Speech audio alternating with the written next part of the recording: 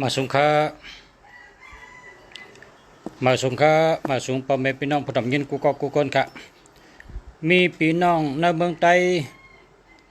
โทรศัพท์มาหาลุงชาลัดเนตัวนับอันเป็นกูป้องอยู่จำกันในอันเราที่อ่ำดีเนี่ยวะเพราะว่าลัดในโทรศัพท์ซ้ำที่เขาอยู่ในแรงมันแห้งอินเทอร์เน็ตมันแห้งมังกำก็เลยยินมังกำก็เลยยินมังกำก็หุกคอมันมังกำก็หุกคอมันหุกคอหลีเขาเจ้าอยู่ในเมืองใต้ในเน็ตมันแห้งแรงมันอ่ำแห้งคืนมันแห้งนะคืนมันแห้งเพราะว่าคืนมันแห้งมังกำก็ยินมังกำก็ยินมังกำก็หุกคองมังกำก็หุกคองลัดต่อกันก็มันมังกำก็ยินมังกำก็ยินให้เนี่ยเขาย้อนเฮอข้าออกมาลัดบันตีนั่นในเขาเตรียมหมายไว้เสียกว่าชื่อหมายพงเหมือนะครับกว่าชื่อหมายพงเหมือนะนำปัดพงนำปัดกานำปัดเฮิรนกูเจอเหมือนกันหมดขนาดเพราะว่ามีตัวนับเจออันลุงชาติรัดนี่อย่าไปซื้ออย่าไปเอาเปิ้นปันลายก็อำโลเอานะเปิ้นปันลายก็อำโลเอาเพราะเปิ้นขายปันเขาก็อย่าไปซื้อนะพอไม่พี่น้องเขาอันตัวนับอำดีนี่ศูนย์นะศูนย์นี่เพราะมันเป็นศูนย์หนึ่งนะศูนย์หนึ่งเป็นยอกาตีก็โขเป็นยอกาตีตาเป็นยอกาตั้งแต่เอาแอวขึ้นตั้งเหนือเขาเพราะเป็นศูนย์หนึ่งนะเพราะเป็นศูนย์สองซ้ำเป็นยอกามีเนื้อต้องเนื้อปุ่มเขาเนื้อปุ่มเนื้อใส่เพราะเป็นศูนย์สามซ้ำเป็นยอกากับไก่ด้วยถัดเลปาอาจาอัมเกอัมยูลีต้องชุกบางปอกดเป็นต้องเจ็บนะก็เปิดทัดเลปามลีเพราะเป็นศูนย์สี่จำเฮ็ดสังก็เป็นหูกูเมียวอันลับอันเชิงความลับอันว่านั้นมันมีเชิงไรลับไรอยู่ๆและลาดออกซบอยู่ๆและลาดในเปิ้นป๊อบฉุนฉีใน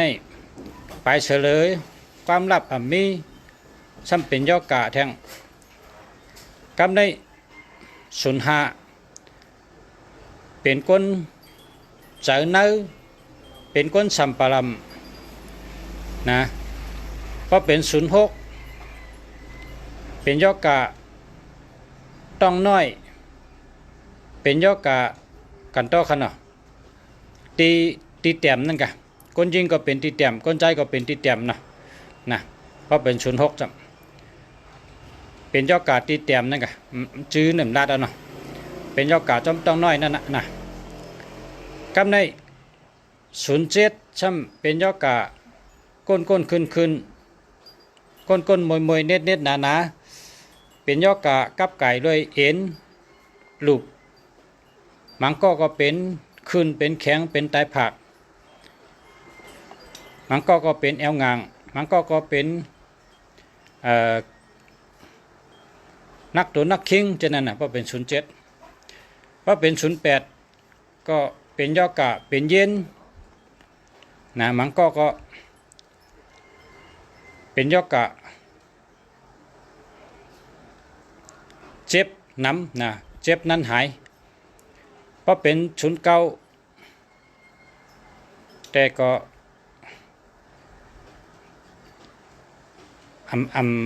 อัมปอลิโก09แต่มันเฮ็ดให้อยู่ก็เหลวว่นน้ำนั่งอยู่ก็เหลวเกียกเข้าเปิ้นเกียกเข้าเกออกกลางเปิ้น เกียกอยู่ก็เหลียวเกียกอยู่ตัวเหลียวคิงกุ้ยใช่ไหมเพราะเป็นศูนย์เก่าเพราะฉะนั้นก็ในศูนย์เก่าในอัมพอลิโกก็เพราะฉะนั้นแหละสังว่าเป็นยอกาก็ไว้พระลองซ้อมให้ไหนก็ขึ้นหายขึ้นอ่ะมวยกุศลเนี่ยก็ได้มาด้วยทางอัมใจศูนย์นั่นอัมใจศูนย์ครับอัมใจศูนย์ซ้ำเป็นสังหารนี่1 2 2 1อันนี้1 2ในเปิ่นหักครับเปิ่นหักลูกล่างก่อมหักตะเปตะปานก่อมหักก้นเฮิรนก่อมหักก็เพราะว่าใจเขาน่ะอาจ้างเขาชอบเขาเนี่ยเปิ่นหักเขา1 2 2 1ในเปิ่นหักในก็ว่าอะไรนะกำใน1 3 3 1ต่อซะอย่าเจอปิดเจอแก้มเจอลำไงมีเพกกึ่งกังนะกำในซ้ำ1 8 8 1ญาแปดญาแหลนเปิ้นน้ำซึมโยเปิ้นหลิงเปิ้นแหลนเปิ้นแปดเปิ้นแหลนเปิ้นหลอกเปิ้นแหลนญาแปดญาแหลนกำในซ้ำ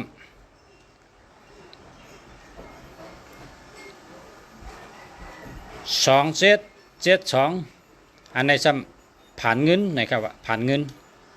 2772ในผ่านเงิน27ผ่านเงินกำในก็แท่ง37นะ37ก็เย้า73ก็เย้าป้องจับกันในมันห่อเหมือนกันเนี่ยพอมา37ในซ้ำทุกข้าตัวทุกข้าเจอนะทุกข้าตัวทุกข้าเจอซ้ำเป็นก้นตี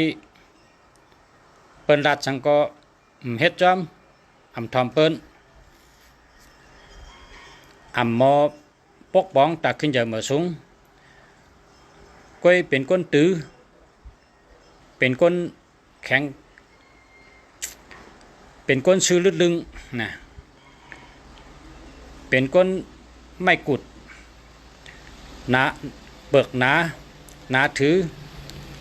ว่าหยาบซ้อนหยาบแล้วก็มีตั้งไม่โตไม่เจอมีเพนำมังปอกก็เปิดต่อซะป้ากับเป็นเพกกึ่งกังจะในก็37นะกำในอันดิโกแทงซ้ำเป็น67ตัวนับใน67ก็เย้า76ก็เย้าป้องจับกันในอาจูห้องห่อเหมือนกัน6776มันห่อเหมือนกันก็เพราะฉะนั้นแหละอย่าไปมีอย่าไปเอาอย่าไปเจอละ6776เนี่ยอันรู้แล้วเปิ้นว่ามวยเก่ากองนะว่ามวยเก่ากองอำไปถึงขิงรู้ก็รู้อำไปถึงขิงตายก็ตายอำไปถึงขิงชุ่มก็ชุ่มนะครับในก็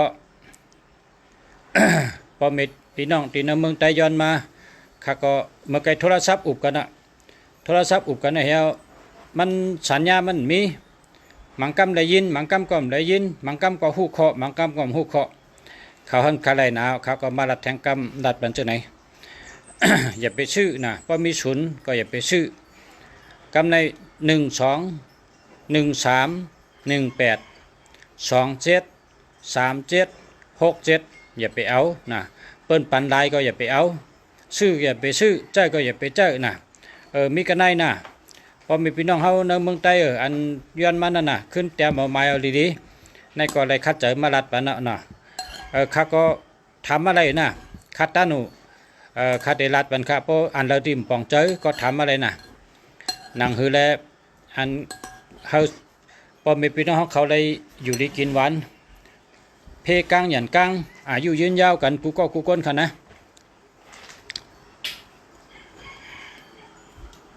อันหมายพงเนี่ยเพราะใครได้เงินดีก็เพราะใครมีเงินนะเพราะใครมีเงินนำเพราะใครมีเงินตัดเสเจ้าอันตัวมีเงินค่ะตัวมีเงินในขัดรัดปันน่ะตัวที่มีเงินน่ะ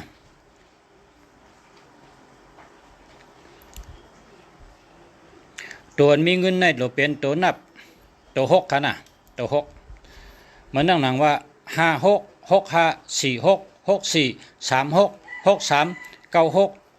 เนี่ยตัวนับเนี่ยป้องเป็นตัว6เนี่ยอันที่มีเงินมีคำค่ะเนี่ยตัวนับเนี่ยนะ6116 6226 6336 6446 6556 666 68 69จะไหนมีเงินค่ะก้าวในซ้ำปอดตัว8ในก็ซ้ำเป็นตัวเงินนำนะมีเงินนำคนมีเงินมีคำคนหมักคนมีเงินนำนะตัว8นี่นะ8ในซ้ำเป็น8 878 828 จะไหนคะน่ะกำในซ้ำอันเป็นจุ้มจะได้มีชื่อเสียงหลังชื่อเสียงดีคนเกียกนำคนใครนำคนหูจักนำซ้ำ168 789 289นะ789 289 6395 4289นะ782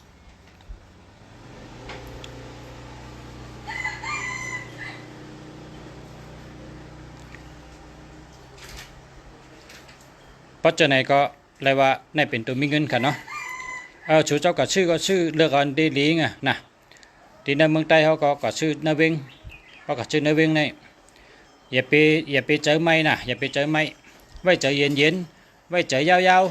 ๆเพราะก็วันหนึ่งไปไรก็ทั้งวัน2 วัน 3 วัน 4 วัน 5 วัน 6 วัน 7 วัน 8 วัน 9 วัน 10 วันก็ไว้การไว้งานให้กับหาชื่อให้ได้อันดี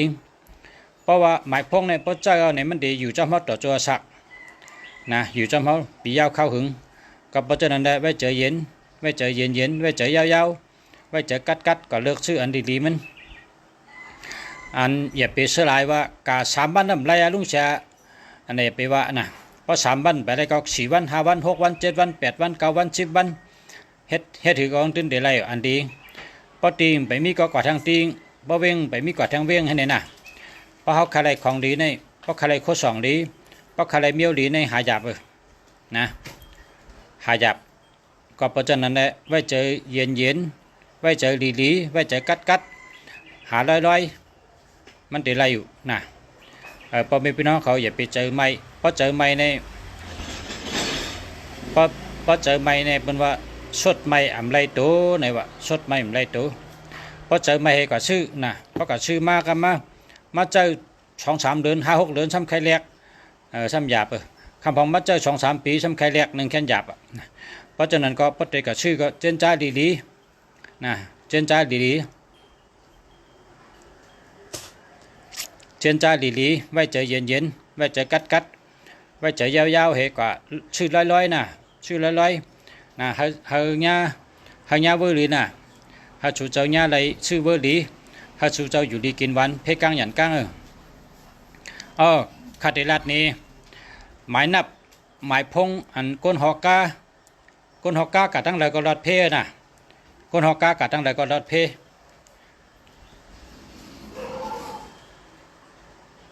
ลุงเจเลกำเนาะ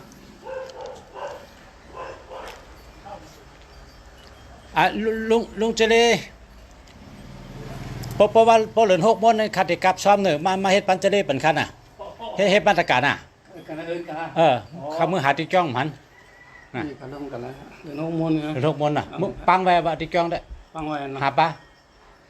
พัดกำภาวากับซ้อมบ้านปริเขพัดกำภาวาเก่าน้ำเก่าปวดเก่าเงี้ยวอีนะเก่าเข้มก็ให้อยู่ดีกินวันนั่นไงให้อยู่ดีกินวันน่ะนะโอเคมาชมกันแล้วเนี่ยปฏิวัติมั่งอะไรจะคู่